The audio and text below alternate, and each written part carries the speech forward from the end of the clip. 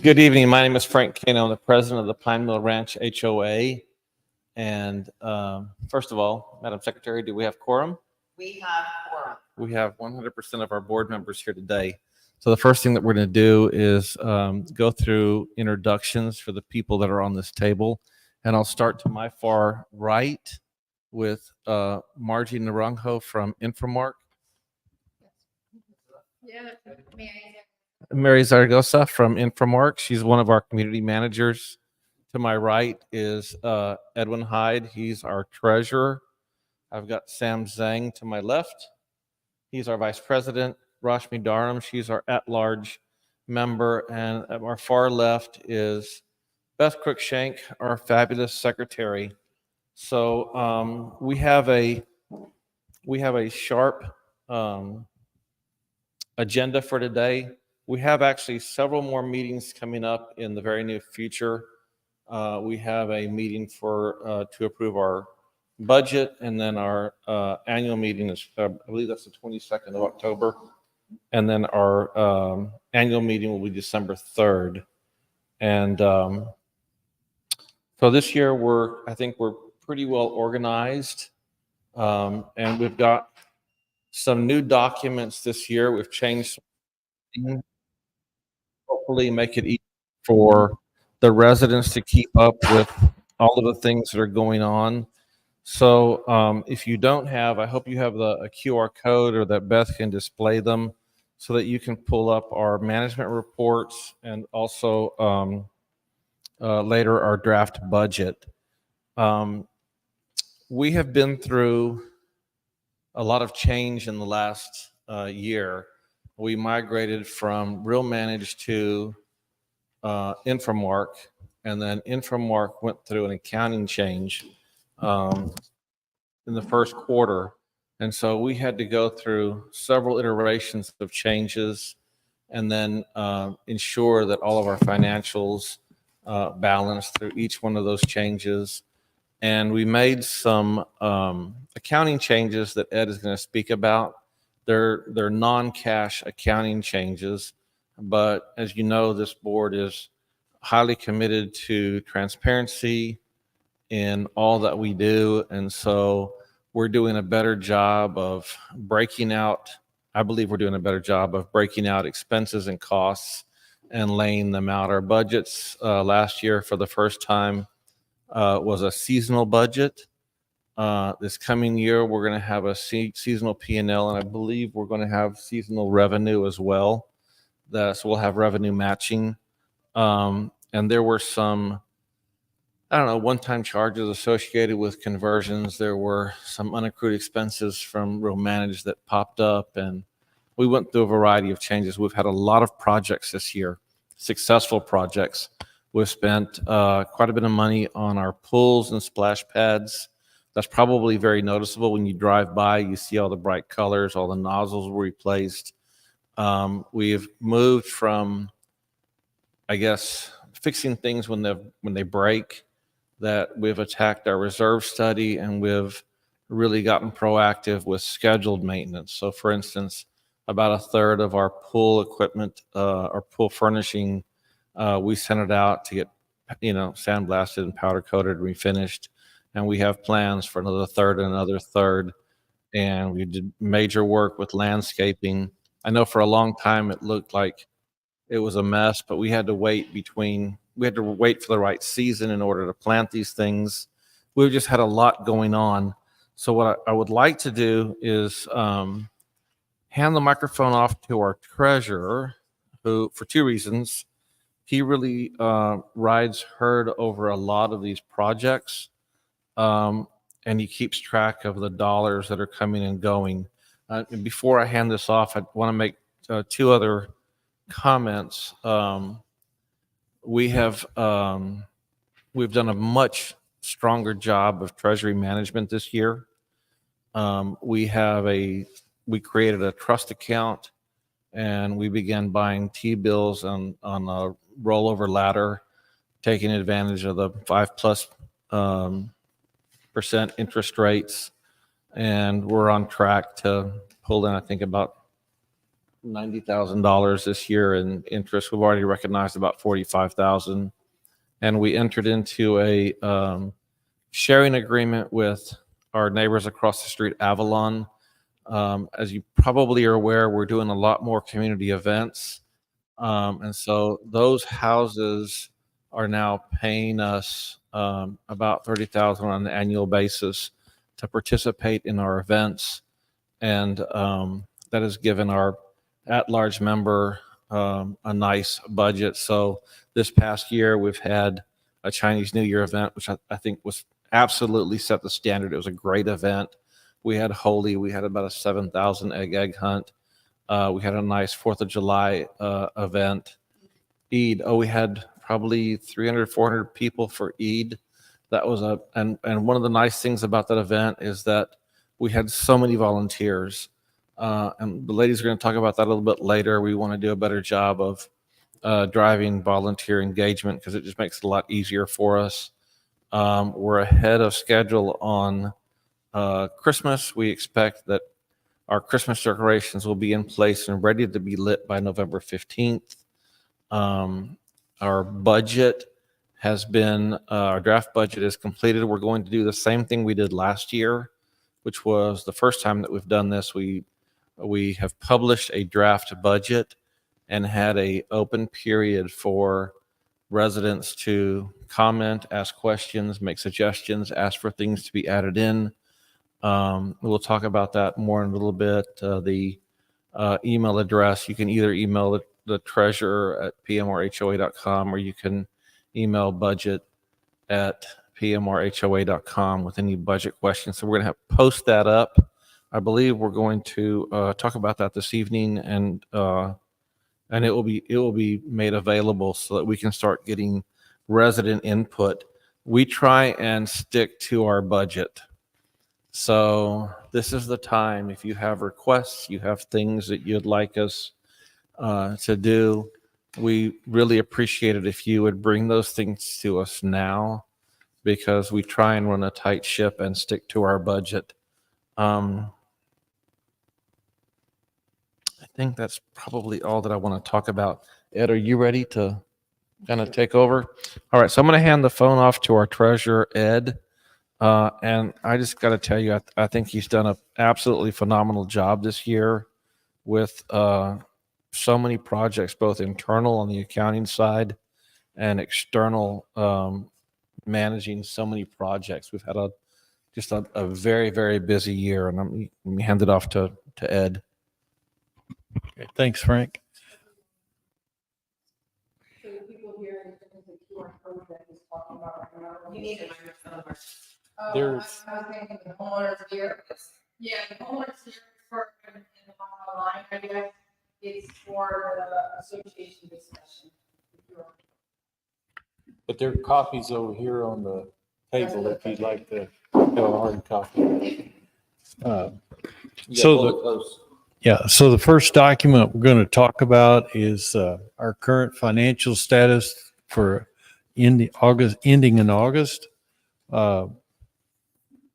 Our income to date is $953,774.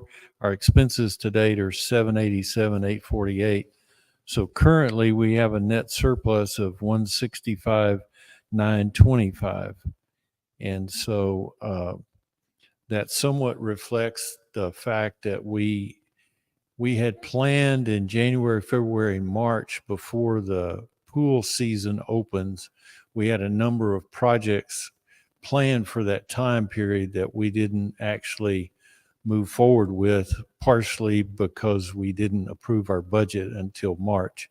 But we had planned to plaster pools, to do additional painting and additional projects, and those wound up being deferred. So like next month in October, we just approved about $70,000 worth of pool repairs. The slide pool, the feature pool, and the baby pool over here are all going to be plastered, and new coping and new tile work we've done on those. We hope to be finished by mid-November with those projects. The plaster work is about a 4-week project. So that was deferred from March. Now it's going to happen in October. So that's kind of created a surplus in the budget that really shouldn't be there. We should be closer to break even at that point. Our balance sheet, I've included a summary in this document. Our operating cash is $2.234 million, and our reserve cash is $613,793. Our unencumbered cash, which we look at as if we paid off the loan and we paid off all of our debts, this is how much cash the HOA would have, and that's sitting at 1.8 million. So in the last 23 and 24, we've significantly added to that operating cash because of cuts in cost and spending that we had prior. Our allocation is 1.2 million in operating, and the replacement fund is 613. We're carrying a 613,000 reserve balance right now, and that's partially due to our reserve study, which said that we began the year with $537,000 in the reserve. So that reserve then moves year after year after year. But based on the reserve study, if all of the projects that we needed to take care of in any 1 year period, we would have sufficient funds to take care of those. So we don't spend all that money every year, but it goes up and down. I call it hacksaw. It hacksaws up and down depending on the projects and the reserve buildup from that analysis. We do plan to have a new reserve study done this year. The current study was performed in 2023, and then it was 2022, and it was updated at the end of last year. And so we need to renew that study again, and it would be more reflective of our current situation with items. We've been, last year, the reserve study was predicting at the end of 2024 that we had a requirement of a reserve balance of over $700,000, which was a scary number at the time. So we took a pretty strong look at the reserve study and realized that the majority of that high number was coming from the fact that we had not been maintaining for about a 10-year period our landscaping. We hadn't been spending any money on landscaping. So this year we took it on, and right now we're looking at somewhere around a total expenditure of $75,000, but we're in a process of renovating all of our landscaping. And once that's happened, then that clock starts over again for a 10-year period. So instead of needing $711,000, that number dropped to $513,000. So that's the effect that watching those reserve items, having the right study, and then doing the right projects at the right time, we can balance that out and keep it around $500,000 on a annual basis. Ed, can I ask you some questions before you Sure. go to the variance? So I would like Ed to speak about, he spoke about commissioning a new reserve study. We've had process audits in the past. We're looking at having, I don't want to call it a forensic audit, but a stronger audit this year. We had a change in treasurers. We're going to apply some energy. I'd like maybe he can talk about that for a moment or two. And then I want to talk just briefly about the 1.8 in unencumbered cash. That number has swelled as a result of cutting costs and increasing our interest earning, that sort of thing. We have debt that we're going to retire in a few years. And so we have the reserve study, we have anticipated expenses, we've got planned maintenance, and we have created a peg where that number is going to float I think the floor is about 1.5 million and the top is about 2 million. We don't want to just keep taking money if we're not going to be applying it to good uses. We think we're going to retire all of our debt and be debt free, I think in first quarter of 27. And I mean, we can't tell what the future is going to hold, but we believe that we can easily manage through the retiring all of our debt under the current due structure. And a year or two after that, perhaps we could even have a dividend if our cash swells too much. So that 1.8 number looks like a big number of just cash sitting there, and it's a nice number. We're going to transfer some of that money out of savings next year to support some capital projects. So, but we're putting it to good use. We're earning a strong return in the government-backed securities market, or we're applying it towards capital projects. We're not taking on a lot of new things in our world. So if you want to, I don't know if you want to add to any of that.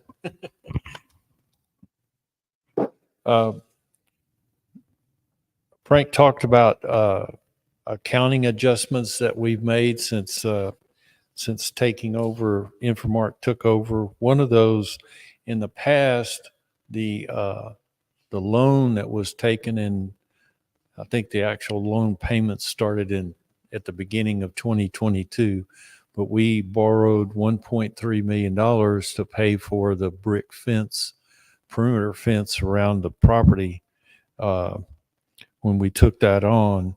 And at that time, the only place that showed or reported that loan and the cost of that loan was on the balance sheet. They were not carrying the current $244,000 of loan payments that happen annually. They weren't carried in the expenses of the operating expenses of the association. So what it caused was you looked at the expenses and income statement, and it was predicting a couple of $100,000 of surplus, but in reality, the actual net for the year, when you factored in the loan payments, was near zero. So where you could get the impression that you were flush with cash, the reality is you could actually be running out of money or spending more than what you had on an annual basis.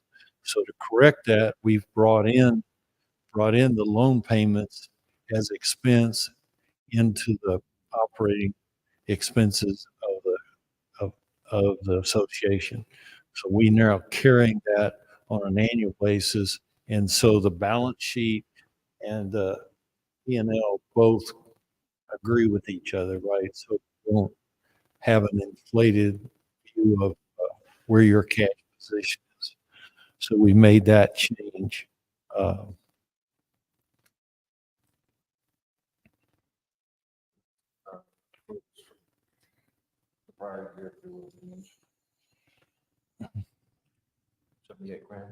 Oh yeah, the other thing that we was kind of a surprise when we transferred over to Infomark and started actually looking at our financials deeper. We uncovered about $78,000 worth of invoices that had not been paid, that went back into May and June of 22. So we had to take care of those when we made the transition. Part of that wound up, I think 18,000 was actually paid in 24 instead of 23. So that was another strenuous activity we went through to bring our books, so to speak, up to par. But it also alerted us to the fact that we need to do more auditing. So we're to, like Frank said, we're not going to have a forensic audit, but we're going to have a more detailed audit of our financials this year, just to make sure that we've got all that stuff uncovered, that we have a correct representation of our financials. Um, Frank spoke to the fact that in all this changeover, we began to realize that our capital, surplus capital, was not being invested for us. So we took that on to uh, actually establish a trust account in a separate bank, and we invest that money, keep it invested in treasury bills, and we kind of laddered them. Part of it we invest it 6 months at a time. Part of it we do it on a month to month basis, because we've got to move the money into the operating account. You know, so but we've managed to probably will recognize 90,000 plus in income off our interest and income off of that money that we weren't getting before. That was going to someone else, namely the bank. So that was a good move. And like Frank said, we picked up $30,000 a year annually by signing an agreement with PMR Avalon to share our amenities with them. They have Our neighborhood is 1,668 houses. Their count is 115, and I think they have about 15 people that say actively use the tennis courts and the swimming pool. So it's not a significant burden on us, but we get $30,000 out of it. That's another source of income. Uh, I will talk about the projects, and then Beth may want to talk about the events. So we had a number of projects for this year. One of them that we took on, and this project was actually inclusive of the BUD, because they've got a number of playgrounds, but we recognized that our playgrounds had gone about 5 or 6 years without any inspections or any upgrades or any significant repairs. So we hired a consultant. The MUD and the HOA hired a consultant to come in and do a thorough inspection of all the playgrounds, and then we've contracted with a number of different playground manufacturers reps to actually come in and make the repairs. So on the splash pad, we renovated the carpet. It's artificial turf, so we renovated that. Then we repaired a slide and a number of other items. So that park has been brought up to current day standards. The park over here at the playground over here, we had a drain problem, a mulch problem. They call it kitty mulch, but that mulch has a certain size and manufacturing tolerance so that it becomes a fall protection for children, right? When you get up to having a 4 foot or higher elevated surface of the ground, then you've got to provide for fall protection. So we've taken care of the drain. We actually wound up replacing all the mulch in this park, and we're waiting right now for the contractor to come in and do the actual maintenance on the playground equipment. There's bolting that needs to be replaced. There's bolting that has exposed heads, screw heads that can cause cuts or contusions. So we're doing those repairs, and we hope to finish that before the end of the year. That was one of our projects. I spoke about the landscaping. We completely renovated everything except for the landscaping at our entrances, and that was the final priority of the landscape renovations. Those should be finished before Thanksgiving. the next thing we did is we broke the pool furniture into two lumps. Essentially, this year in 2024, we repaired half of the furniture itself, the pool lounges and the chairs. We just recovered those. They call them slings. So we reslung all of those chairs. We purchased one new funbrella for the pool area and renovated the other funbrellas that we have. So all the braces, the movable parts have all been reconditioned on those. And yeah, the other thing we did here is we we've been paying for two internet connections to the clubhouse. So now we've reconfigured all that. We brought in, and we now have a wired network within the building. We have a single fiber optic network that comes in to equipment that we have in two locations, and we've got two cameras so far that monitor both the gate, the pool, and the restroom on the side area. And so we're looking to do some more upgrades to that in 2025 to add more cameras. And if I Frank. can interrupt on that, the cameras at the restroom were important because there was some pretty significant damage done from someone going in and making a massive mess all over the walls, all over the whole place, you know. So that's why we now have a lock on there with a code. The code is sent out to the neighbors. All the neighbors should have it in their email. It's available online. And if we're finding that we need to keep changing the code every month, or we will do that as well. The cameras for that specific reason because of the damage.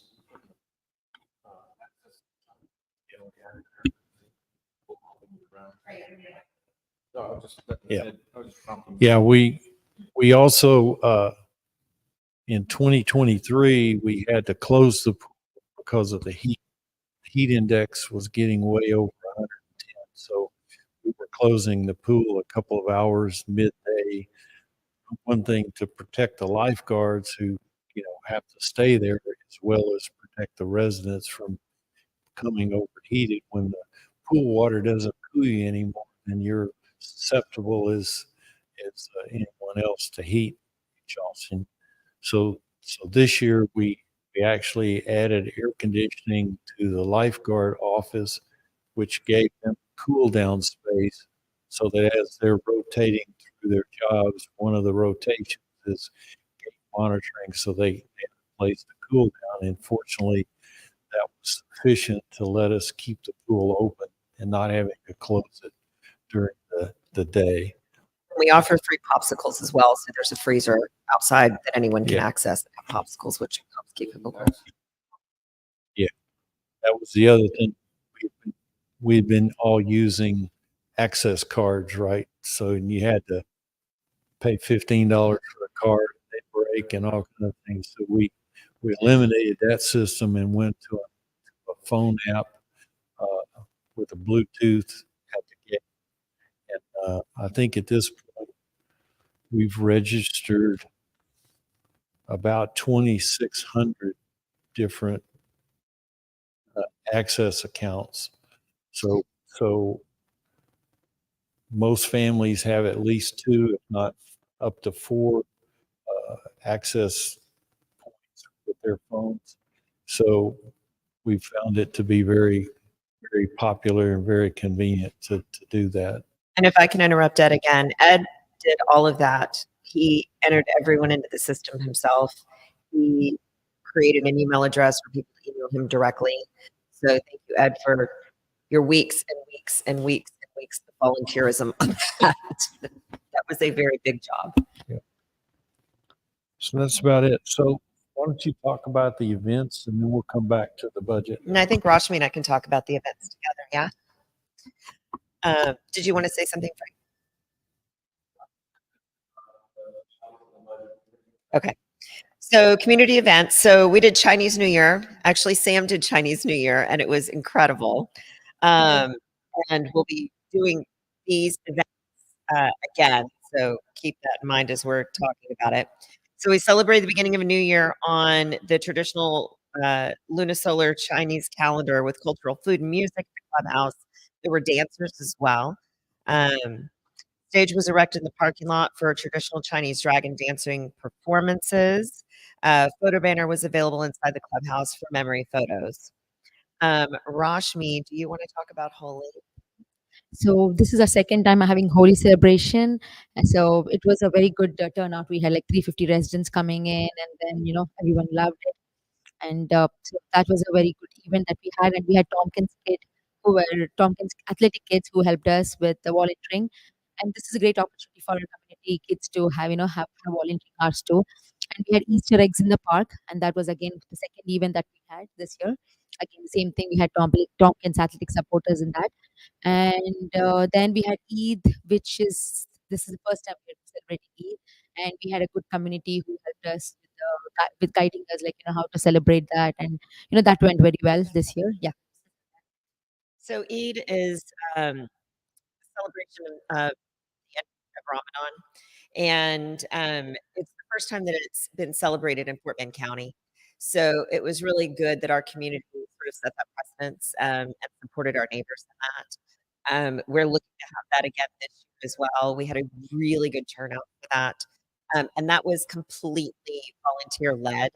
The board had to we all had our own individual private lives happening at the same time.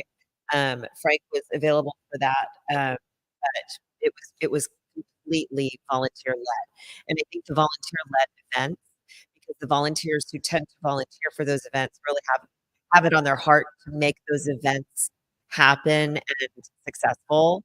So any volunteer-led event, I think, is going to be more successful than sort of a board event, or if we hire an outside group to do that. I think if there are any, we discussed earlier, if there are any events that are not currently on our calendar that would be community events that might appeal to everyone, we try to sort of think outside of ourselves and think about the community and how we can serve the community, which is how it came about. But if there are other events that we're maybe not missing or we're not aware of, ourselves personally, if anyone wants to email secretary@pmrhoa.com, I'd be happy to bring it to the board and we can try to get that in motion. So sorry to interrupt you. And so yeah, we had 4th of July where we had the Disney Princess party at the pool. And I think the kids loved it. So it was nice with Disney music and ice cream and everything. And next will be upcoming we'll be having Christmas decoration, and we'll be having Hanukkah. And as we get closer, we'll be posting more details accordingly. And then some other things that were added this year that aren't actually in these notes. We have a new sound system, sort of like a traveling speaker that we can use for events, but it's Bluetooth. So we have a Spotify account that has specific restrictions on it, so music is appropriate. But our lifeguards are in charge on certain days of playing Disney music all day or playing country music all day or whatever it is. We had a poster made that shows people at the pool sort of what those days are, so that you can come and you can sort of enjoy the day knowing that that's going to be part of what's happening at the pool. I want to talk about our budget process. The process that we used last year, it was a major departure. In the past, the board would develop a budget, pass the budget, and then tell the neighbors what the budget was. Last year, draft budget, we released the budget for the comments period, and then what the board does, we came and took the input and figured out what was going to go in and out of the budget for the coming year, and we're going to do that again. And Ed's going to talk about the identified projects that we have coming up, but just for expediency and to keep the board sane, and so that meetings don't they don't run off the rails, we want to use the same process. We have a specific email address, budgets@rhoa.com, where you can email the treasurer directly. We ask you to, we're making it available electronically.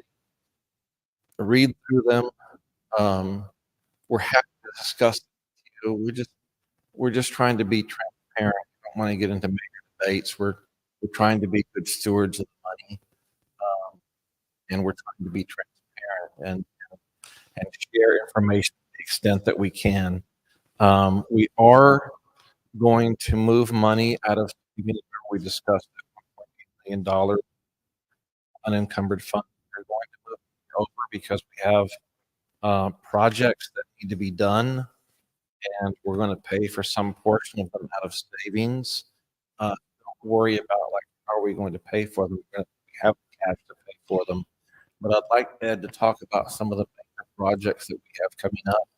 And then we've got a little bit of business that we have to conduct in an open meeting. And I think that we're going to move resident period. You can ask your questions. Only questions that we want to keep off the table are the budget for next, because we're not prepared to start answering those questions. Is that fair? Then real quick, before you leave, if you have to leave early, if you'll take a look at the tiles on the table, the board is to vote on tiles for the replacement in some areas of the pool. So if you guys want to give your ideas on those before you leave later, I just don't want you running out without taking a peek. So the budget for 2025, right now, we're planning it to be a neutral budget, meaning that we will, at the end of 2025, we will not have any surplus or deficit. We'll be almost at zero. And part of the reasoning or thinking behind that is that we have a number of projects that we need to accomplish. And so as we do our expenses month over month, we get that experience, and we sublet projects at the right time so that we stay within balance at the end of each month and at the end of the year. For 2025, our more significant projects, we're planning for renovation at the clubhouse. We need to clean the exterior of the clubhouse, probably do some painting and some repair work. We need to have the roof inspected to make sure that we don't have any issues there that we need to deal with. It's a metal standing standing seam roof, which will last for like 25 years plus years. So I'm not anticipating, but they got to look at the guttering and other things. We've got lighting issues with our external lights. They're now almost 20 years old, so they're causing us some electrical issues that we've got to accomplish. We've got some minor repairs to do inside, and we may wind up doing some painting inside also. We are planning with the mud to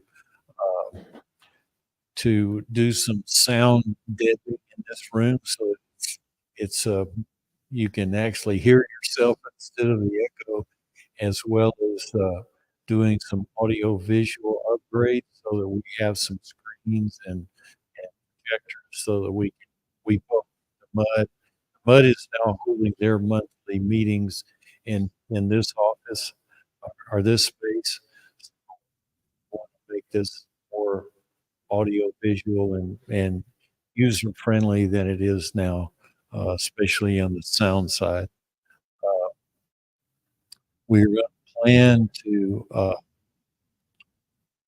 subject to an inspection, we're planning to plaster and the coping and tile work on the Olympic pool next year. We also are looking at wanting to ensure that our pools are ADA compliant. So we're looking at several options that are available to allow us to try to get the right word, challenge people to be able to get in and out of the pool. So, and there's different ways you can put in different kinds of chairs, you can put in ramps. So we're taking a look at those. So we want to bring the pool up to ADA compliance next year. Well, We're going to do the other half of our pool furniture. We're going to add another funbrella in our fleet here at the pool. Last year, we also purchased some additional chairs and tables, and that seemed to be, well, now we have the right amount of furniture. We just need to keep it maintained.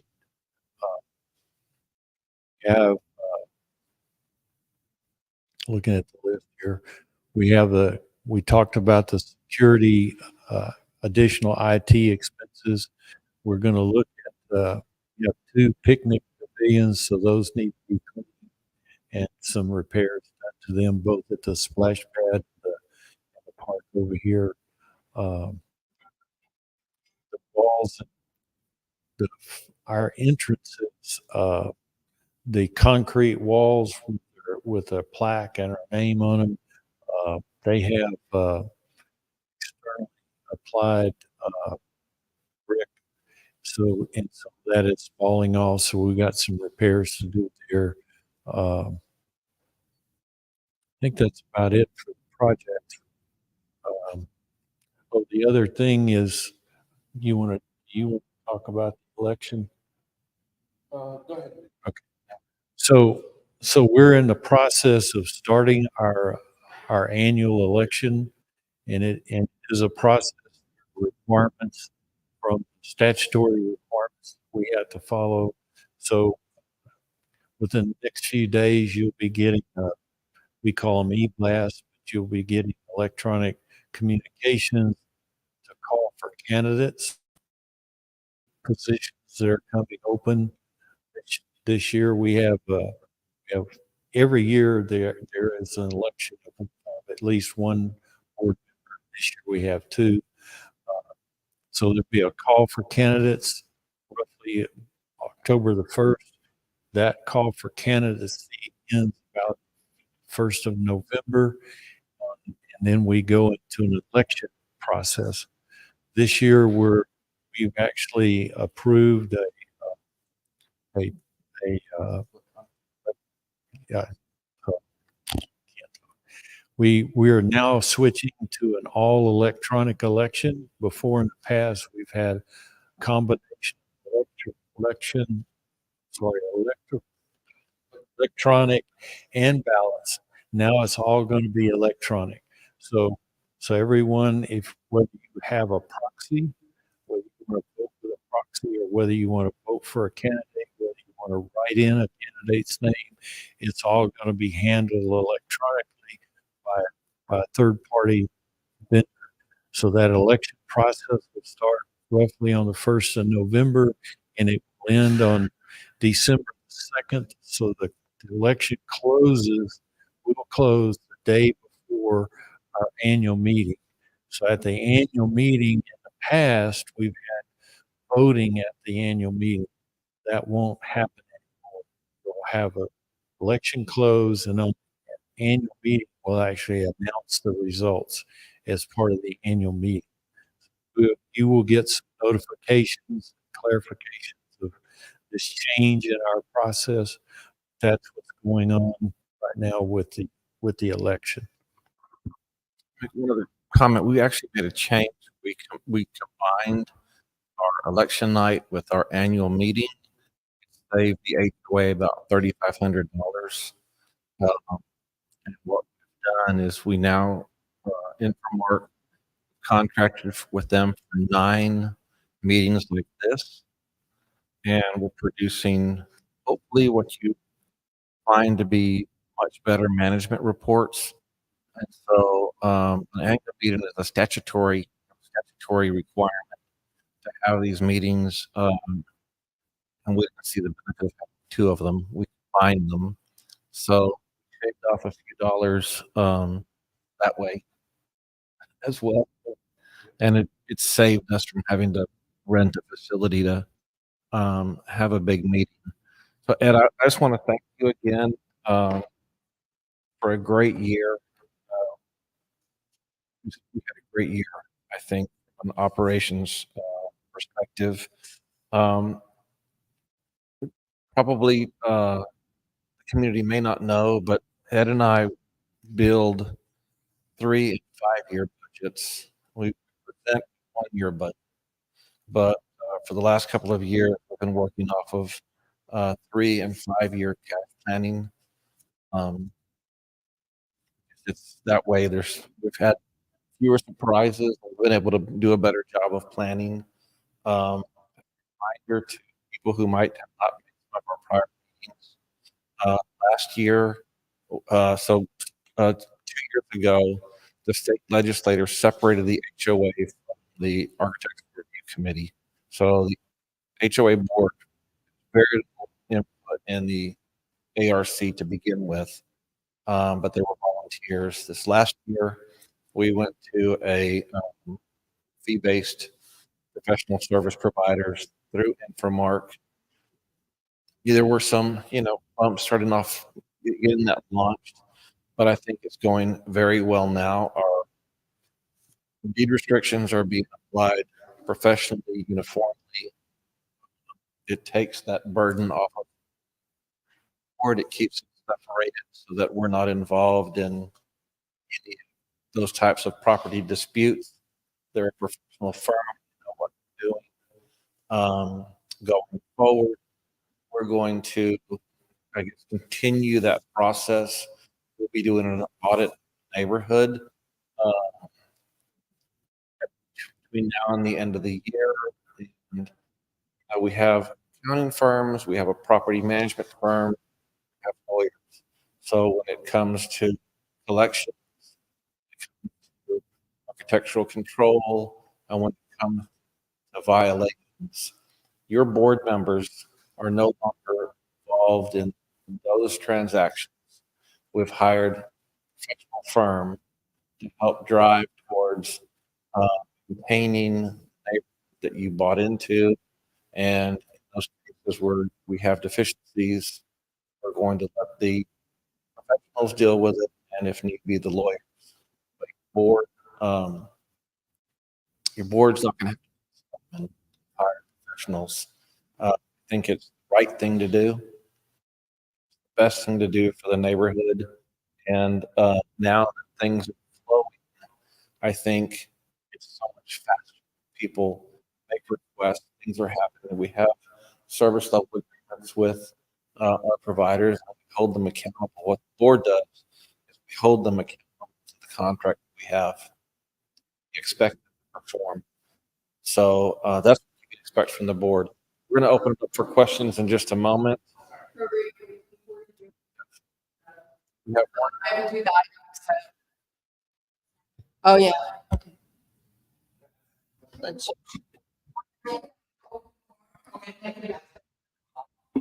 Thanks. For the business that we for those accounts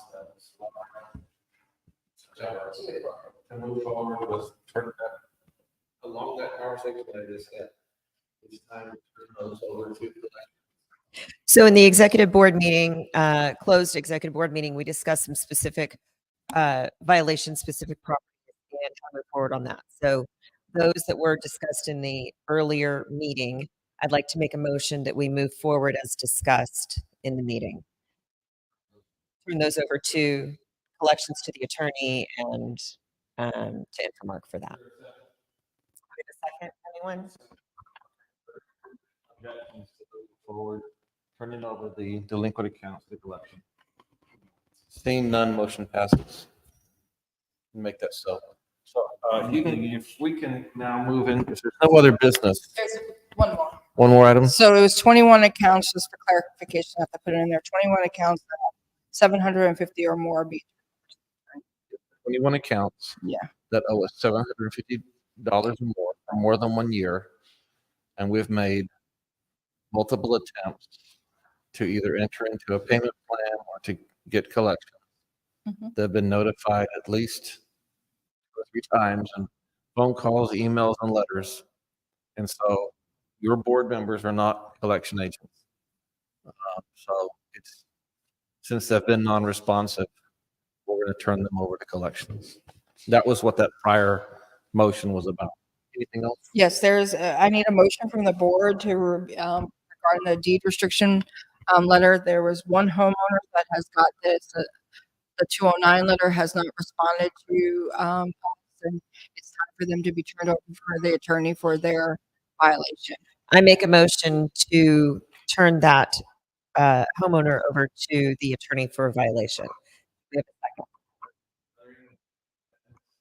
Any objections? Passed.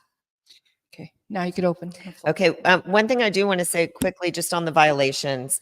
So, Infomark has their own people who drive around and inspect. We don't do that or get involved in any of that. If you see a violation, you're able to send it over to Infomark. We do get people sending us violations. I send them straight over to Margie. I don't get involved. Last week, Infomark drove around and did their inspections all in one day. And Margie, can you say how many? Didn't you give me? It was a massive number.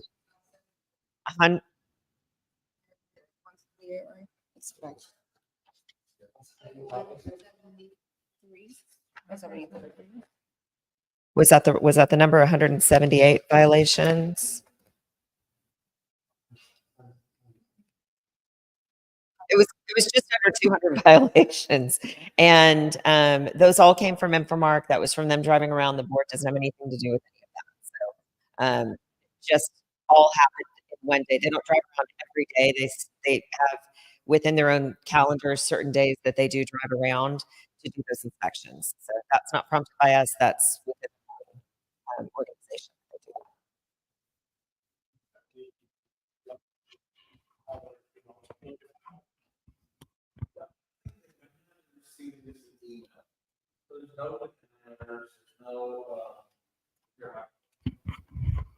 So the question was, have these homeowners been notified?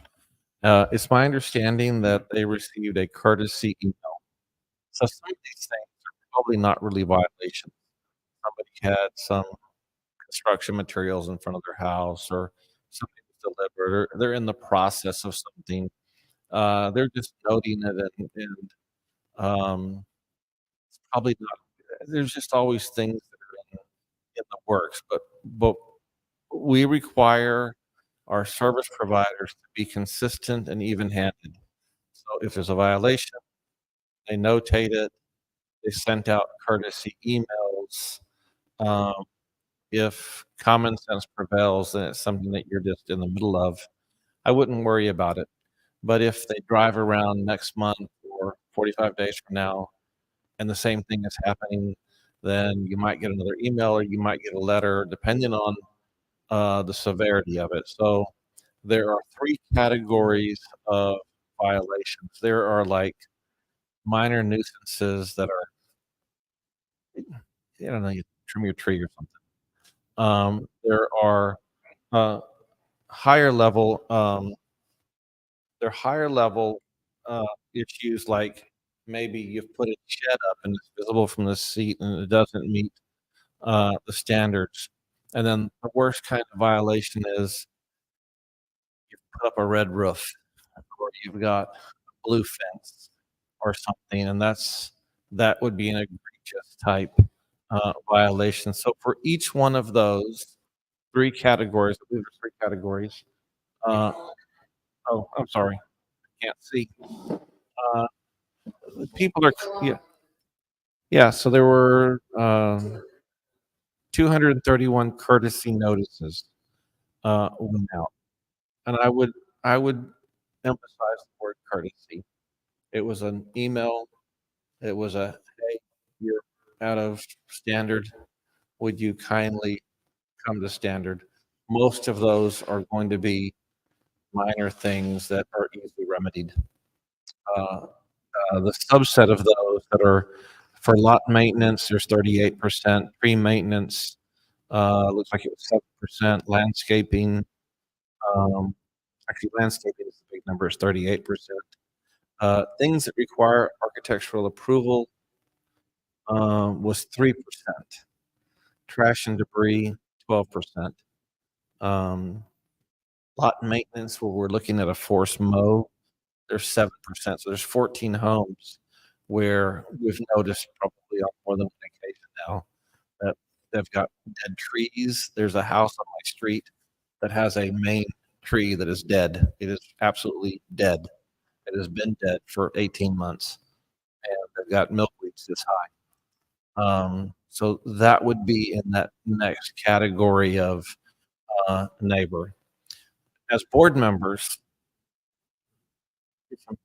by law, we really can't be involved with these sorts of things. But as board members, as a matter of practice, as best practices or management hygiene, our fellow residents should not be involved in engaging with our fellow neighbors for these kinds of things, because you can lead to abuse, and it can lead to problems with neighbors and that sort of things. So we hire a professional firm they interpret our covenants. They have professionals with a proper eye. In some cases, they're trained. They have structural training. I don't have a background in that kind of stuff, but they have professionals that periodically, they're on a rotating basis. Sometimes they do fences, sometimes they do roofs, they do different things. But they make their way around the neighborhood, and they notify our neighbors. Everyone who bought into this neighborhood and wants the neighborhood maintained. Things happen in people's lives, and sometimes they fall behind for whatever reasons. I can assure you that our board and Infomark is eager, their hand out in front, like, how can we work with you to get things brought up to standard? I think in one case earlier this year, there was a house that was struck by lightning. They had a fire. Our secretary, Beth Cruikshank, rallied the neighbors to help them, because the board, we can't. There's certain things the boards can't do. We can't just like waive assessments or something, but we want to be good neighbors.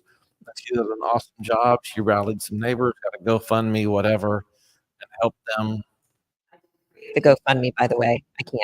But, Okay. but another neighbor did. So I just shared it, yeah. But you helped get that off the ground. We want to take care of our neighbors. But I assure you, we have neighbors that do not return emails, do not return phone calls, do not appear, and they have dead trees that are 15 feet tall, and they have to get resolved. And so the board steps back from that, and we allow the professionals to deal with those kind of things. Does that answer your question?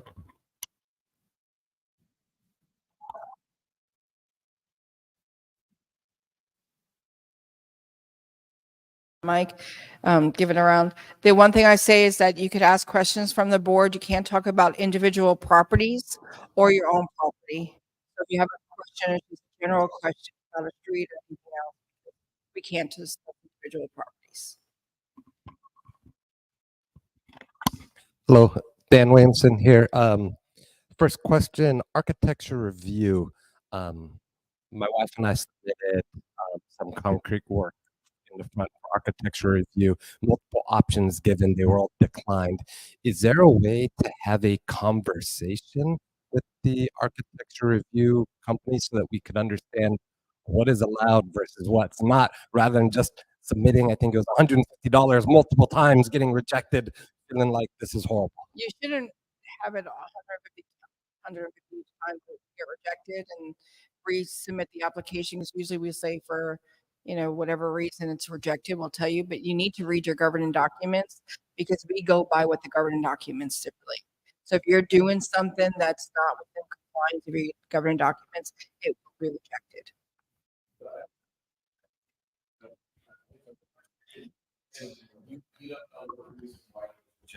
It was rejected, and it's one of those where it's like, I see other neighbors have something very similar. I want to copy them.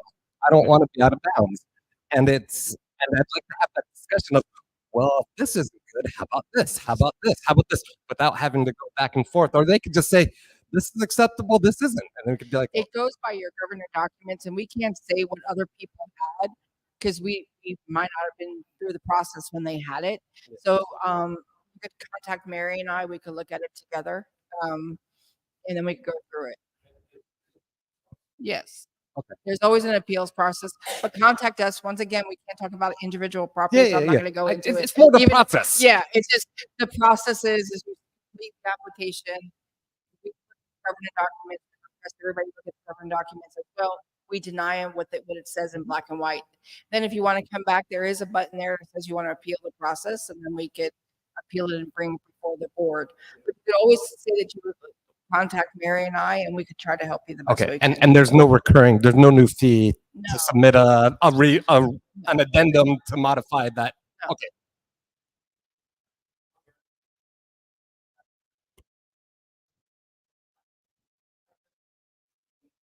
The one thing that actually does come before the board is an appeal. Okay.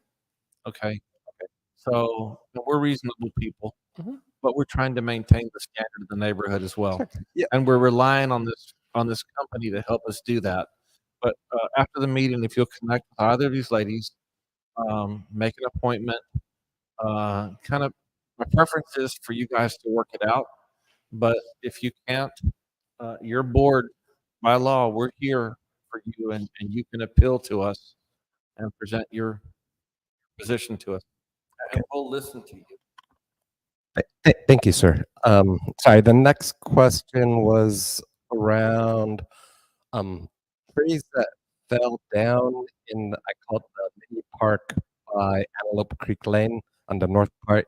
Made numerous requests to have those replaced, and there hasn't been. I just wondering, like, update of the parks with fallen trees. Sure. So most of the pocket parks in the neighborhood are owned and maintained by the HUD.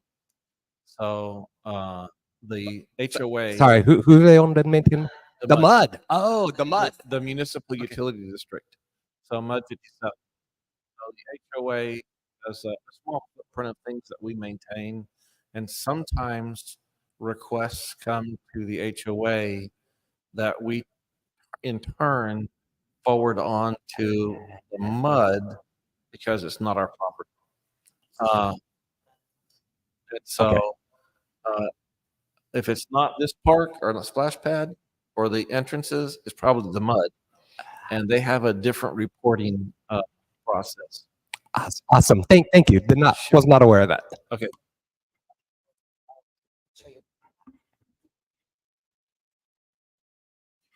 Yeah, I have a couple of questions. One of the first ones is the splash pad. I know a couple of years ago, we put in a gate, and that gate has been open every time I drive by it. Is that broken? Are we planning It's on? not. We have, so the gate went in, it's back when we were using those cards, and we ended up with a new problem. The gate was put in originally.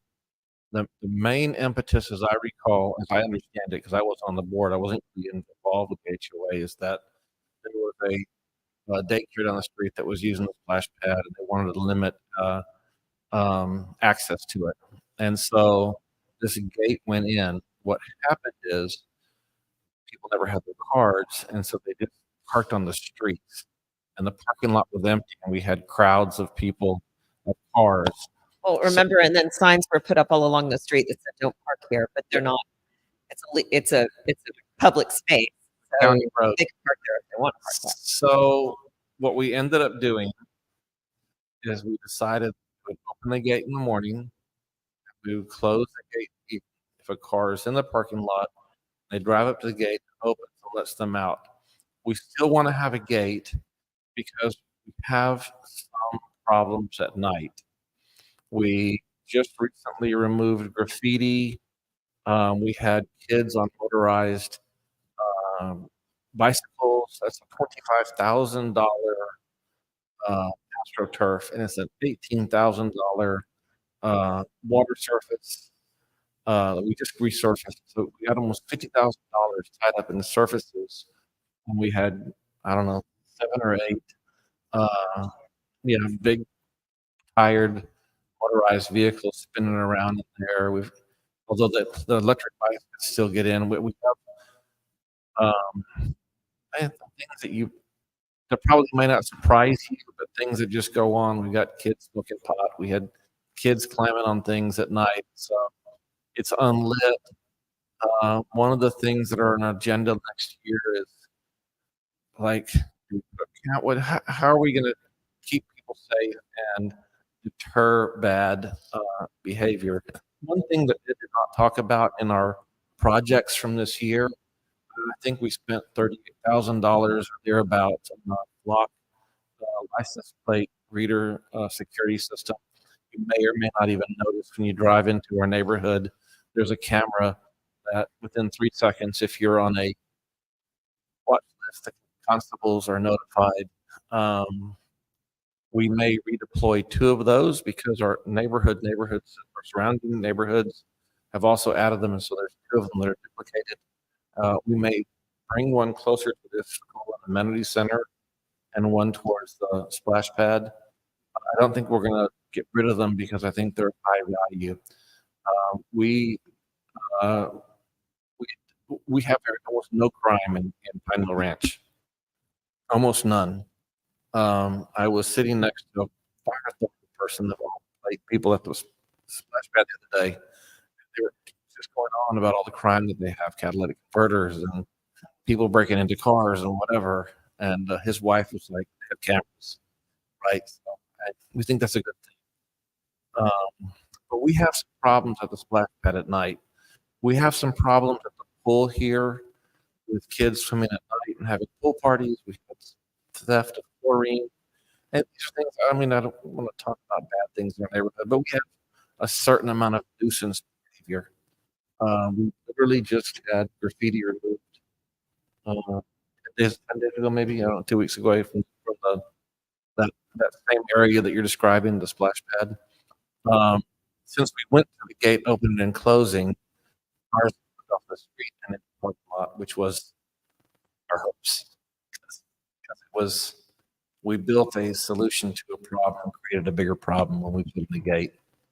Does that answer your question? And the other question is, I know this was controversial. A couple of years ago, we had an abundance of Christmas decoration at the entrance. There was 2 deer, lots of lights, really nice. And then last year, it was just a sad string of lights. I want to know, what are we going to do this year? Because I'd love to have this deer really nice. Yeah.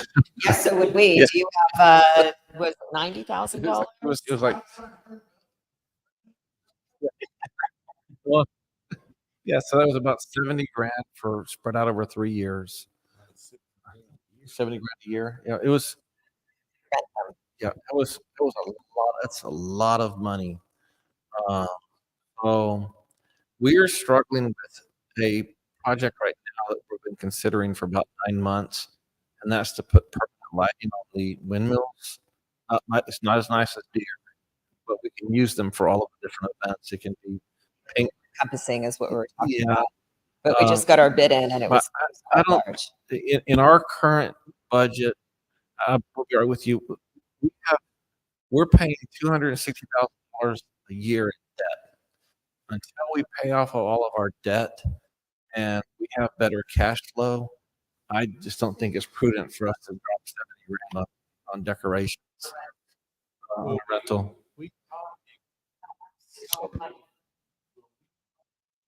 Cinco Ranch did. We copied the lighting, and Christmas decoration entrances. And then we set the clubhouse up for more children oriented, pop-ups, lighting and whatever.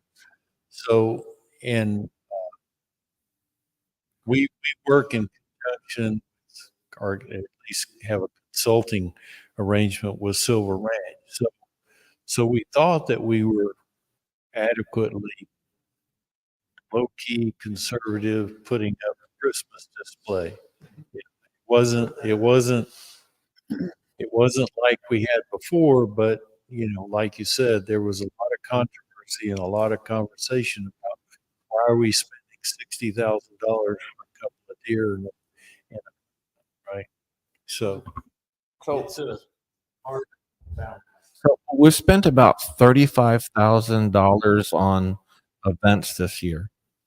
We had 400 people for the event. We had 250 people for Holy. We've had a lot more events. We've been a lot more inclusive, and we've spread that money across the entire community. This is the budget season. If our entire neighborhood starts hitting us up and saying, we want to spend $70,000, Christmas decorations, I mean, we're your representatives. We're giving people the opportunity to comment on the budgets. We encourage it, but I suspect there'll be probably a large number of people that say $70,000 for a year is probably, I could be wrong, but that's why we're having a budget period for people to comment. Oh, thank you. Yeah. I think you're kind of harping on 70,000. It doesn't have to be 70, but those lights were awful, that we did last year. It could be better. I don't know what we went down to, but it looked like we went from 70 to maybe 5. I don't know. Maybe not even that. Um, it doesn't have to be.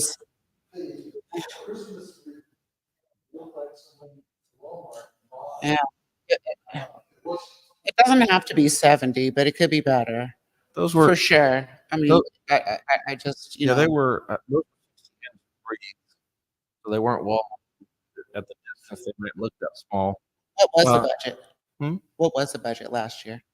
Oh, we probably spent 9 or 12, I didn't see that in the packet.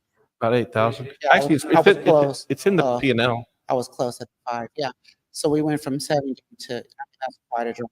Well, we could do a little bit better, don't you guys think? I don't know. I don't necessarily disagree with you. However, just put yourself in our position for a moment. When this board took over, we were hemorrhaging cash. We were No, no. $1.3 million in debt. Yeah, I know. We were down to about $413,000 in our reserve account. We faced all kinds of projects, many of which we just spoke about. There used to be an office here. We were spending about $140,000 on a year, all in on a person to answer questions, Mhm. and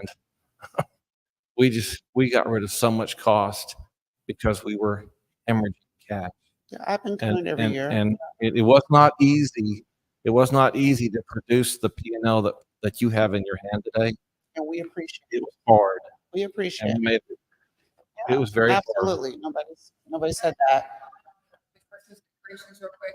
I just want everybody to know that I understand that it feels like Christmas. I mean, it's going to be around the corner, but this year, I don't know if the board's going to be able to do more because they actually stopped taking a lot of the orders in July. So I'm just letting everybody know here, most of the places that do commercial, they stop in July taking orders because they have to make them and everything else. So a lot of the companies that we work with that do it, July is the cutoff date. Yeah, there's a lot of local companies though that I'm sure that we could do something. That's what we use. We don't use out of state. We use a lot of local, and they Mhm. come to our office and tell us July is the cutoff date because Mhm. they have to make them. So I'm just letting everybody know the board's going to do their best to maybe improve anything, but if it doesn't, it could be I next mean, the year. So I'm lights just hardly work. They didn't come on. I'm sure we could do better. You're from Infomark, right? Yes. Okay. So,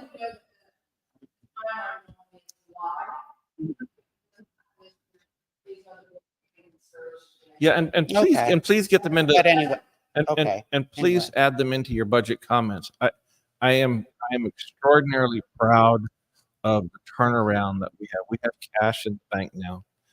If we were to liquidate today, we've got $1.8 million in cash, and we can support the projects that we know that we've got coming down the pike for the next couple of years. And a couple of years ago, I didn't know how we were going to do it. Right. We had to tighten things up. We are in a lot better shape today on a cash basis than we were. We had $100,000 drop out of the sky by buying and selling T-bills. Um, we cut costs, and I agree with you. I want this neighborhood to be a destination. We care Right. about resale values. Absolutely. We care about how many days houses are on the market, whether it's a rental or a sell. Uh, when we sit down as a board at the end of the year, I remind everybody that our number one job is to maintain the house, the neighborhood that the people bought in. Excellent. That's our number one job. And we need to do it with financial integrity and good sense. And we need to not be in debt. Yeah, and it doesn't need to be 70, but Yeah. just a little bit Okay. better. Just a little bit. Well, we'll I think before this meeting, we were talking about copying garlands and the red ribbons for the fencing, which is what Cinco Ranch does. Mhm. Patty knows the dog park does not belong to us. That's a mud property. So Beth was gonna, Okay, yeah, yeah, so exactly, she was exactly. look, but we're looking at the dog park and the pool to add garlands and red wreaths, so it would mimic our neighbors and would have continuity. Um, this is our first year that we've had a budget surplus. It was not easy. Let me just hold the dollars for a few days before we spend it. But it is on our mind. Okay, We're not that cheap. okay, thank you. I'll take some pictures and email them to you. Please. Okay. Yeah. Thank you.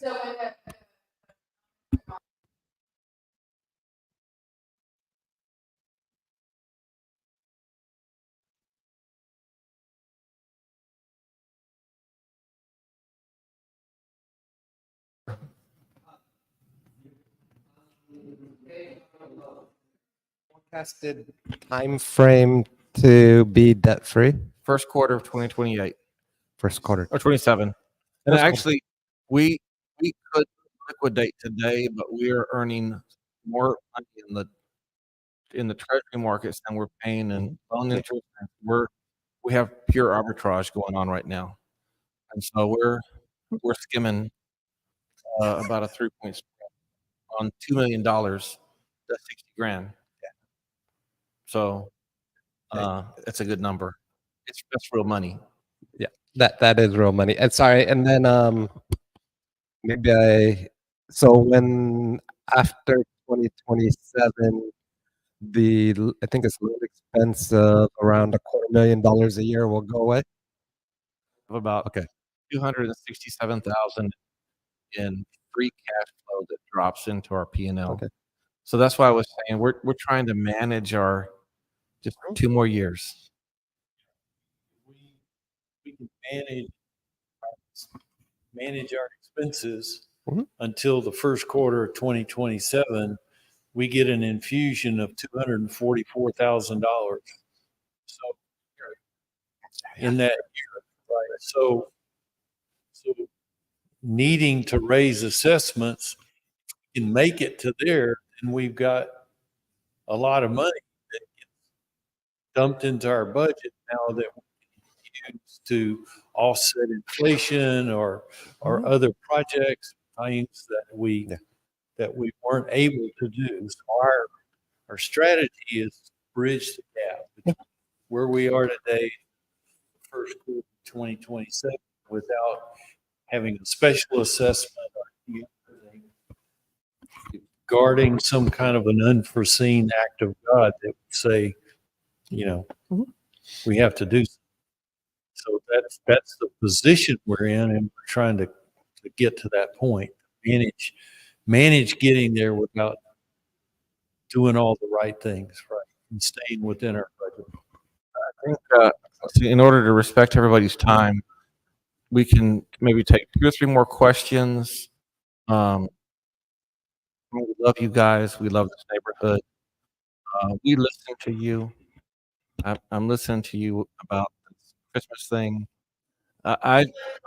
We need. I was gonna say we need volunteers. I'm not gonna lie and tell you that Ed and I have not been tight-fisted. But when we got here, we were hemorrhaging cash.